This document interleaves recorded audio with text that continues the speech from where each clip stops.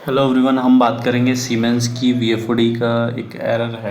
Error 912 A912 VDC man controller active. ठीक है, VDC man controller will be activated, DC link voltage fails below minimum level इतना, the kinetic energy of the motor used to buffer the DC link voltage thus causes declaration of the drive. So short means failure do not necessary load to an under voltage trip. ठीक है, तो होगा क्या इसमें, जो necessary जो voltage होगी ना वो अंडर वोल्टेज के लिए, मतलब वो आगे यूज करने के लिए होगी। ठीक है, उससे अंडर वोल्टेज का एरर नहीं आएगा।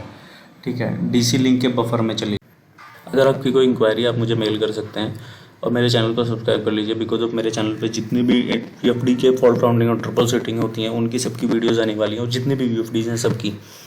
और एक बुक का लिंक मैंने डिस्क्रिप्शन में दिया हुआ है, बहुत अच्छी बुक है, आप उस बुक को परचेज करके पढ़ सकते हैं। वो आपके ऑटोमेशन के skills, PLC VFD specially automation के स्किल्स को इम्प्रूव कर देगी और जो आपको हेल्प करेगी आपके करियर को इम्प्रूव करने में। Thank you.